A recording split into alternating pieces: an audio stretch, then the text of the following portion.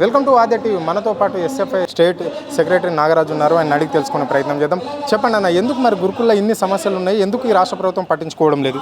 ఒకటి, తెలంగాణ రాష్ట్రం వచ్చిన తర్వాత పేదలకు విద్య అందాలనే ఉద్దేశంతో గత ప్రభుత్వం వందల సంఖ్యలో ఉన్న గురుకులాలని వేల సంఖ్యలోకి ఇచ్చింది. 268 గురుకులాల నుంచి 1005 గురుకులాలు ఏర్పాటు చేసింది. ప్రతి మండలంలో గురుకులాన్ని పెట్టింది. ఈరోజు ఆ గురుకులాలలో విద్యార్థుల గురించి మాట్లాడుకోవడం అంటే గురుకుల విద్యార్థుల ఫుడ్ పాయిజన్ గురించి సమస్యలు ఏంటన్నాం, గురుకుల విద్యార్థులు చచ్చిపోయారని చెప్తున్నారు, ఆత్మహత్యలు చేసుకుంటున్నారని చెప్తున్నారు. గతంలో ఎన్నడూ లేని విధంగా కొత్తగా వస్తుంది. గతంలో మలావత్తు, పూర్ణ, సాధనపల్లి, ఆనంద్ లాంటి వాళ్ళు ఎవరెస్ట్ ఎక్కితే ఈరోజు విద్యార్థులు చచ్చిపోతున్నారు. దీని కారణం మేము భావించేది ఏంటంటే ప్రభుత్వ విధానమే. ఎందుకు అని అంటే ప్రభుత్వం ఇప్పటివరకు ఈ రాష్ట్రంలో ఒక్కటంటే ఒక సమీక్ష కూడా గురుకులాల సమస్యల మీద నిర్వహించలే. ఎవరో అలుగు వర్షిన ఒక కార్యదర్శిని పెడితే ఆమె ఒక నియంతలాగే వ్యవహరిస్తుంది. విద్యార్థులని ఎక్కడ సమస్యలు పట్టించుకోవట్లే. ఆమె బాత్రూమ్లు కడగాలంటది, ఆమె చెత్త ఏరుకోవాలంటది, ఆమె గురుకుల విద్యార్థుల పనులు చేసుకోవాలంటది. ఇట్లాంటి సమస్యలు కూడా ఉన్నాయి. రెండోది, గురుకుల విద్యార్థులకు సంబంధించినటువంటి డైట్ బిల్లులు ఇవ్వడంలో కావచ్చు, నిధులు ఇవ్వడంలో కాబట్టి ప్రభుత్వం అలసత్వం వహిస్తూ ఉంది. ఇప్పటివరకు కనీసం తినడానికి మంచిగా తిండి క్వాలిటీ ఫుడ్ పెట్టడానికి కూడా నిధులు ఉన్న పరిస్థితి. ఈ రూపంలో గురుకుల విద్యార్థుల సమస్యలు తెలంగాణలో ఉన్నాయి. ఇవే కాదు, ఇప్పటికీ అనేక చోట్ల అద్దె కట్టలేదని బిల్డింగ్లు తాళం వేస్తున్నారు, విద్యార్థులను ఎలగొడుతున్నారు. తెల్లవారుజామున 5 గంటలు లేచి విద్యార్థులందరూ సమస్యల కోసం బకెట్లు పట్టుకొని ఇచ్చేస్తున్న పరిస్థితి ఉన్నది. వాటితో పాటు అశాస్త్రీయమైన సమయపాలన తీసుకొచ్చారు. ఉదయం 8 గంటల నుంచి రాత్రి 9 గంటల దాకా గురుకుల విద్యార్థులు చదువుకోవాలనే పేరుతో ఈరోజు గురుకులాల్లో సమయం తీసుకురావడం వల్ల వాళ్ళకి అనేక ఆరోగ్య సమస్యలు వస్తున్నాయి. అందులోనూ అమ్మాయిలకు ఎక్కువ సమస్యలు వస్తున్నాయి. ఇలాంటి పరిస్థితులు ఉన్నాయి కాబట్టి ఈ ప్రభుత్వం తక్షణం స్పందించాలి, గురుకులాలకు నిధులు ఇవ్వాలి, సొంత భవనాలు ఏర్పాటు చేయాలి. ఎక్కడైతే సమస్యలు ఉంటే వాటిని పరిష్కారం చేయాలని చెప్పేసి మేము కోరుతున్నాం. తక్షణమే విద్యాశాఖ మంత్రిని ఇవ్వాలి. ఈ రాష్ట్ర ముఖ్యమంత్రి స్వయంగా విద్యాశాఖ మంత్రిగా ఉన్నాడు.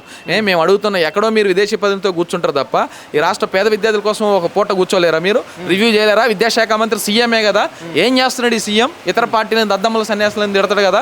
మరి మిమ్మల్ని ఏం తిట్టాలి? మేము ఇప్పుడు పేద విద్యార్థులు చచ్చిపోతున్నారు, ఆకలికి అన్నానికి చచ్చిపోతున్నా సరే నువ్వు స్పందించవా? నిన్నేం తిట్టాలని కూడా మేము అడుగుతా ఉన్నాం. అంటే ఇక్కడ ముఖ్యంగా ఒక విషయానికి వస్తే, ఇక్కడ గురుకుల పాఠశాలలో ఫుడ్ పాయిజన్ అయింది అని చెప్పేసి మీలాంటి నాయకులు మాట్లాడుతుంటే వాళ్ళ పేరెంట్స్ తీసుకురావడం వల్లనే ఇలాంటి సమస్యలు వస్తున్నాయి, అందుకే విద్యార్థులు అవస్థకు గురవుతున్నారు అని చెప్పేసి కూడా కొంతమంది ప్రభుత్వంలో ఉన్న పెద్దవాళ్ళు కావచ్చు, మంత్రులు కామెంట్ చేయడం అనేది జరిగింది గతంలో. దీన్ని ఎట్లా చూస్తారు మీరు? ఇప్పుడు మేము అడుగుతున్నాం అండి, ఇది అంతా హాస్యాస్పదం, కామెడీగా ఉంది. గతంలో గురుకులాలు నడవలేదా? ఇప్పుడే ఎందుకు చచ్చిపోతున్నారు? మీరు సరిగా ఫుడ్ పెట్టట్లేదు, మీరు ఎవరో కాంట్రాక్టర్లకు ఇస్తారు, ఆ కాంట్రాక్టర్లు మీ కాంగ్రెస్ పార్టీ లీడర్లు అవుతారు. అన్నంలో కూడా దోపిడీ ఉంటుంది. ఈరోజు సరిగా వాళ్ళు పెట్టే ప్రయత్నం చేయట్లేదు. మీరు 2-3 నెలల్లో డైట్ ఛార్జీలు ఇవ్వకపోతే నీళ్ళచారు నీళ్ళ అన్నం పెడుతున్నారు.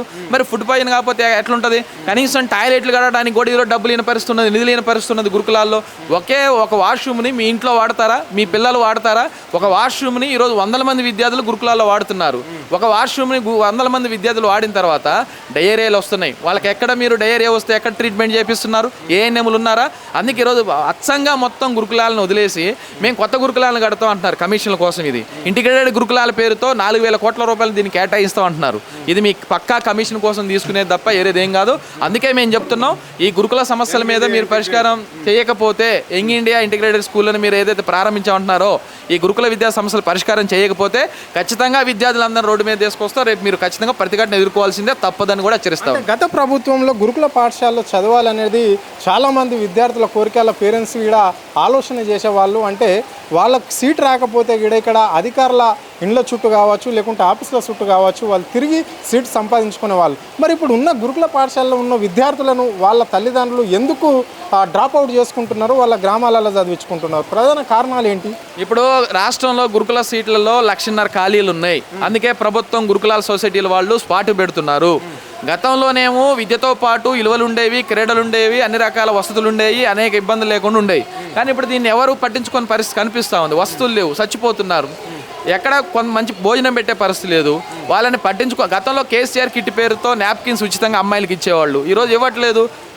విద్యార్థులు అనేక రకాల ఇబ్బందులు ఉన్న పరిస్థితులు ఉన్నా ప్రభుత్వం పట్టించుకోవట్లేదు కాబట్టి ఇలాంటి సమస్యలు ఉన్నాయి. అందుకే చేర్పించిన దాకా ఒక రకంగా ఉంటున్నారు, చేర్పించిన తర్వాత మళ్ళీ ఎన్నికి తీసుకొని పోతున్న పరిస్థితి కూడా ఉన్నాయి, డ్రాప్ అవుట్స్ కూడా ఉన్నాయి. ఇందులోనూ దట్టు మేము కోరుకునేది ఒకటే, పేద విద్యార్థులు, ఎస్సీ, ఎస్టీ, బీసీ, మైనార్టీ విద్యార్థులని ఉన్నత చదువులు చదవాలి అని అంటే ఈ కాంగ్రెస్ ప్రభుత్వం ఆ వర్గాలకు ప్రతినిధిగా ఉండాలి అని అంటే ఈ గురుకులాలని, ఈ విద్యార్థుల చదువును ప్రోత్సహించాల్సిందే. లేదంటే మేము కూడా భావిస్తాం ఇది వర్గాల వ్యతిరేక ప్రభుత్వం, కాంగ్రెస్ ప్రభుత్వాన్ని కూడా మేము భావించాల్సి ఉంటుంది. Okay, right. ఇప్పటికే పిల్లలను ఆ తల్లిదండ్రులు కొంతమంది అడ్మిషన్ చేసినట్లయితే చేసి మళ్ళీ రిటర్న్గా తీసుకుపోతున్నారు, అంటే డ్రాప్ అవుట్ చేసుకుంటున్నారు. అంటే గురుకుల పాఠశాలల్లో అంటే ప్రభుత్వం నిర్లక్ష్యం వల్లనే, అంటే అక్కడ కరెక్ట్ వసతులు లేకపోవడమే ప్రధాన కారణము అని చెప్పేసి ఇక్కడ నాగరాజు స్పష్టంగా చెప్పడం అనేది జరుగుతుంది. అక్కడ వాష్రూమ్లు కరెక్ట్గా ఉండవు, అంటే ఫుడ్ కరెక్ట్గా ఉండదు, ఏది కూడా కరెక్ట్గా లేదు. అంటే విద్యార్థులకు నాణ్యమైన విద్యను అందించడంలో కూడా ఈ రాష్ట్ర సర్కార్ ఫెయిల్ అయింది అని చెప్పేసి కూడా ఆయన స్పష్టంగా చెప్పడం అనేది జరుగుతుంది. అంటే ఎస్సీ ఎస్టీ బీసీ మైనార్టీలు అంటే ఇంత చిన్న చూప ఈ ప్రభుత్వానికి ఎందుకు పట్టించుకోవడం లేదు? మా ఎస్ఎఫ్ఐ ఇప్పటికిప్పుడే ఖమ్మంలో జరిగిన ఘటనను మేము స్పందించడం, అక్కడ మేము ఆందోళన చేపడుతున్నామని చెప్పేసి కూడా ఆయన హెచ్చరించడం అనేది అయితే జరిగింది. కెమెరా పర్సన్ రవితో అరుణ్ ఆద్య టీవీ హైదరాబాద్.